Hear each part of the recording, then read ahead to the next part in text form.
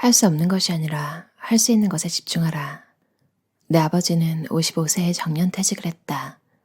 막상 내가 그 나이가 됐을 땐 아버지가 이렇게 젊은 나이에 퇴직을 했구나 싶어 놀랐다.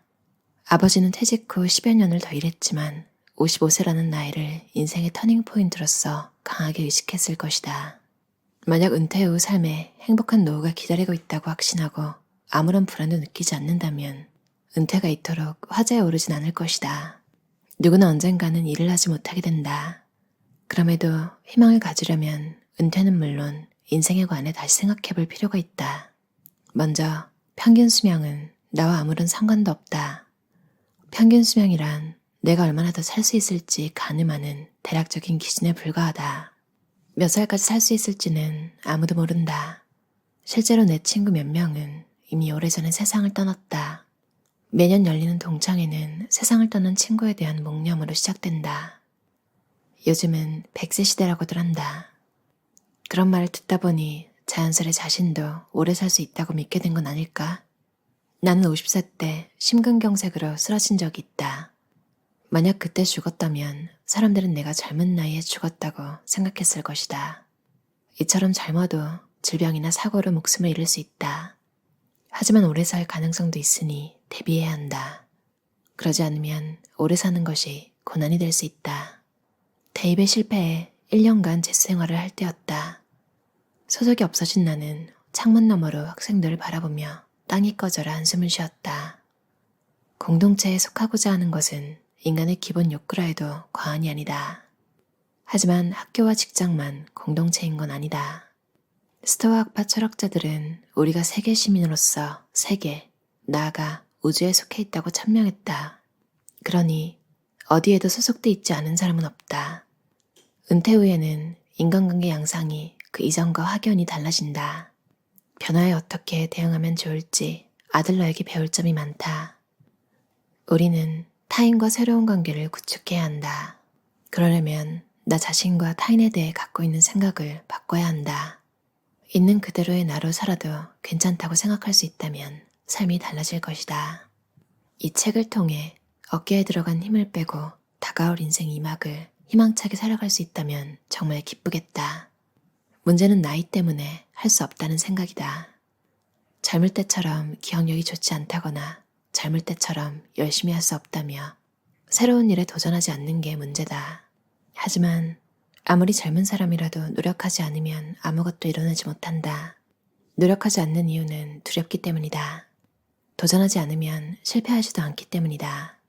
나이 들어 도전을 기피하는 사람은 젊은 시절에도 마찬가지였을 것이다. 결코 나이 문제가 아니다. 아들러는 모든 고민은 인간관계에서 비롯된다라고 했다. 인간관계는 번거롭고 복잡해서 누군가와 관계를 맺으면 반드시 마찰이 생기기 때문이다. 미움받거나 따돌림 대상이 되거나 배신당하거나 상처 입는다. 우울증의 원인에도 대개는 인간관계가 얽혀있다. 은퇴를 하면 회사는 아무것도 해주지 않는다. 하지만 정말로 두려운 건 누구에게도 주목받지 못한다는 점이다. 소속이 없어지고 한 명이 인간이 됐다고, 즉 가면을 벗고 살게 됐다고 두려워할 필요는 없다.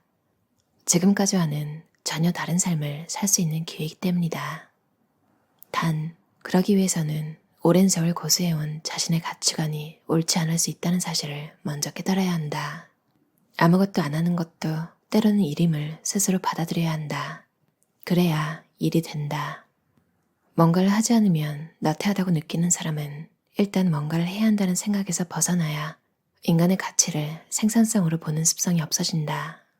내가 직장을 그만두겠다고 결심한 이유 중 하나는 내담자의 상담을 중단하라는 지시를 받았기 때문이다. 상담가가 상담을 지속할지 여부를 스스로 정하지 못하는 직장에서는 계속 일할 수 없다고 생각했다. 어떤 일이든 재량권이 없다면 의욕을 잃게 된다. 사실 스스로 어떻게 시간을 보낼지 정할 수 있는 것만큼 기쁜 일은 없다. 꼭 돈을 벌거나 보람을 얻으려는 목적으로 하는 일이 아니어도 된다. 먼저 자신의 관심사를 찾기 위해 과거에 나는 뭘 좋아했는지, 회사에 가지 않아도 된다면 뭘 하고 싶었는지 생각해보자. 설령 아무것도 하고 싶은 일이 없다 해도 괜찮다. 앞에서 강조했듯 아무것도 안 하는 것도 때로는 일이다. 타인의 평가는 당신의 가치와 상관없다. 다른 사람보다 잘나고 우위에 있어야 자신이 가치 있는 존재라고 믿어온 사람이 행복한 인생 이막을 열기 위해 가장 먼저 해야 할 일은 모든 인간은 동등한 관계며 본연의 나 자신이어도 새로운 신념을 수용하는 것이다. 나를 있는 그대로 받아들이지 못하는 이유는 어린 시절과 관계가 깊다. 부모가 자녀의 있는 그대로의 모습에는 무관심하고 뭔가를 잘할 때만 관심을 보이며 사랑을 표현했을 수 있다. 잘 보이려는 대상은 부모에서 점차 모든 사람이 되고 그렇게 본연의 자신에서 멀어진다. 어른이 돼서도 타인의 평가를 신경 쓰는 사람이 많다. 하지만 그 평가가 내 가치를 좌우할 순 없다. 이를테면 넌 정말 별로야 라는 말을 들었다고 가치가 떨어지는 것도 아니고 반대로 넌 정말 좋은 사람이야 라는 말을 들었다고 가치가 높아지는 것도 아니다. 물론 긍정적인 말을 들으면 기쁘기는 하겠으나 그 역시도 나에 대한 상대의 평가에 불과하다. 인사고과나 대학 입시 같은 평가가 반드시 정당한 것도 아니다. 시험에서 좋은 성적을 받으면 실력이 있다고 여겨지지만 시험만으로 실력이 제대로 평가되지 않는 사람도 있다. 사실 능력이 우수해도 시험에 떨어지는 경우가 부지기수다. 내 친구는 20곳이 넘는 출판사 문을 두드렸으나 전부 떨어지고 겨우 한 출판사에 들어갔는데 2년 만에 밀리언셀러를 낸 편집자가 됐다. 평가와 가치는 사실 아무런 관계가 없다. 다른 사람이 나를 어떻게 생각할지 두려운가? 지금까지 계속 타인의 눈을 신경 써왔다면 인생 이막에서는 그 시선에서 자유로워지길 바란다. 이제 용기를 낼 때다. 가끔 자신이 특별할 건 없는 사람이라는 사실에 실망하고 좌절하는 사람이 있다. 하지만 특별하지 않다면 보통 사람으로 지내면 된다. 있는 그대로의 자신으로 살면 된다. 소속이나 학력에 기대지 않아도 자신에게 가치가 있음을 알고 있는 그대로의 나 자신을 받아들이는 게 중요한 까닭은 직책 같은 속성은 퇴사와 함께 의미를 잃기 때문이다. 속성은 가치와 무관하다. 그런데도 이 둘을 동일시하는 사람은 타인과 관계를 맺을 때도 사람 자체가 아니라 속성에 따라 그의 가치를 판단하려고 한다. 아무리 마음에 안 드는 나라도 죽는 순간까지 보듬으며 함께 가야 하는 존재다. 물건이라면 더 좋은 것으로 바꿀 수도 있고 마음에 안 들면 버릴 수도 있지만 나 자신은 대체할 수도 포기할 수도 없다. 나 자신을 받아들이지 못하면 결코 행복할 수 없다. 아들러는 말했다. 자신에게 가치가 있다고 느낄 때만 용기를 낼 수 있다. 여기서 용기란 두 가지 의미가 있다. 하나는 일에 임하는 용기, 또 하나는 관계에 뛰어들 용기다. 쉬운 일은 없다. 어려운 일을 해냈을 때 기쁨도 더 큰 법이다. 또 인간관계에 뛰어들 용기가 필요하다. 관계를 맺는데 굳이 용기가 필요한 이유는 인간관계에서는 필연적으로 마찰이 생기고 상처를 받을 수밖에 없기 때문이다. 하지만 삶의 많은 기쁨을 관계에서만 얻을 수 있는 것도 사실이다. 인간관계도 일과 마찬가지로 처음부터 좋은 결과를 낼 순 없다. 인간관계는 누구에게나 고민이지만 서로 부딪히더라도 시간을 들여 신뢰할 수 있는 관계를 맺는 건 삶의 기쁨이다. 아들러는 진정한 행복은 공허감에 있다고 했다.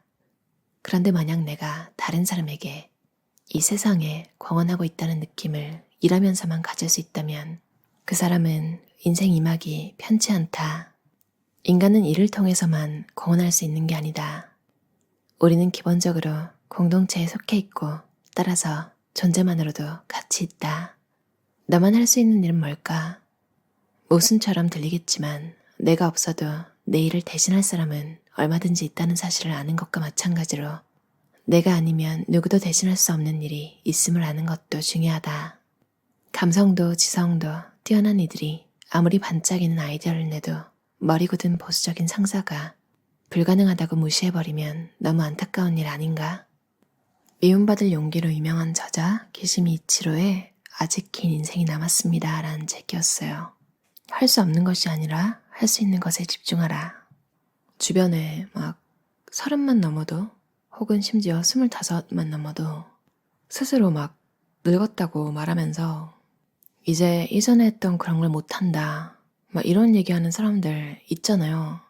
뭐 정말 100번 양보해서 본인이 그렇다니깐 뭐 그래 그 정도야. 근데 같이 이렇게 물고 늘어지잖아요. 같은 나이인 사람 옆에 있으면 우리라고 말하면서 우리 이제 저런 거 못하지. 나이 생각해야지. 80대에도 새 직업을 위해서 뭔가를 배우고 하는 시대인데 자기 비하까지는 뭐 그냥 그래 그렇게 생각하나 보다 하고 넘길 수 있는데 같이 이렇게 끌려 들어가잖아요. 나 괜찮은데 나는? 이런 생각하는데 그 옆에서는 에이 무슨 소리야 너도 이제 못하지.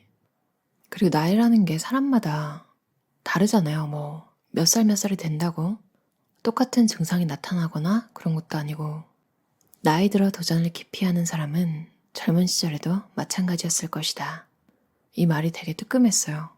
사실 앞에 제가 얘기한 것처럼 입 밖으로 내진 않더라도 혼자서 그런 생각을 할 때가 있잖아요. 막 감기가 안 낫는다든지 뭔가 좀 면역력이 떨어졌을 때 아프거나 하면 그런 의심이 들기도 하고 근데 또 막상 운동을 하고 면역력을 잘 챙겨주려고 노력하고 그런 건강한 생활을 할 때는 예전에 나이 때문이 아니라 생활 습관 때문에 그랬구나 이런 깨달음을 얻기도 하고 이 책을 읽고 나서 참 좋았던 게 꼰대라는 단어가 하나도 안 나오거든요.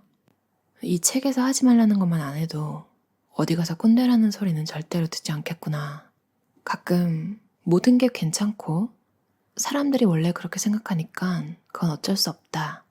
그게 나쁜 거라도 그냥 원래 그러니까 이해해라. 이런 느낌의 책도 가끔은 위안이 되긴 하지만 사실 어딘가 좀 찜찜하잖아요. 이건 진짜 아닌 것 같은데. 그렇게 살면 안 되는 거 아닌가? 이 책에는 그런 게 없어서 좋았어요.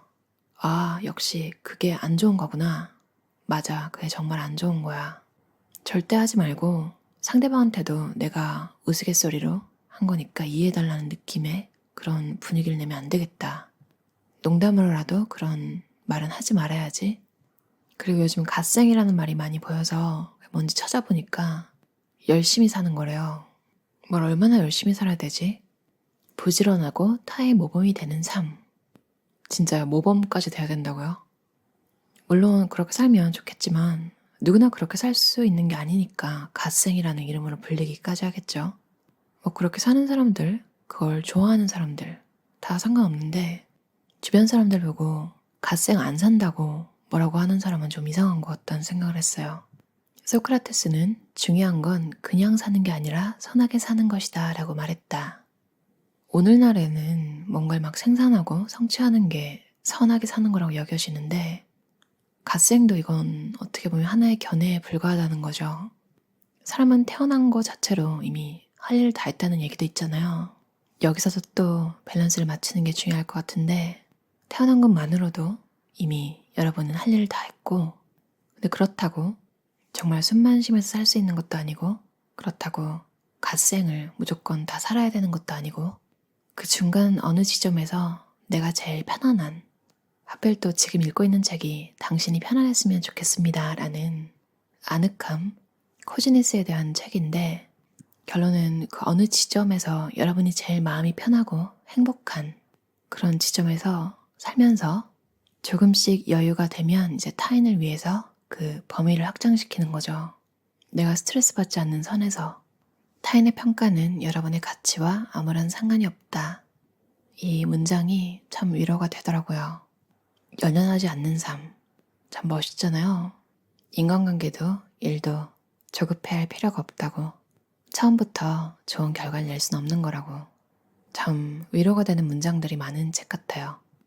아들러의 말처럼 자신에게 가치가 있다고 느낄 때만 용기를 낼 수 있다. 여러분이 가치 있다고 믿으시고 원하는 일 용기 내서 다 이루셨으면 좋겠어요. 들어주셔서 감사합니다.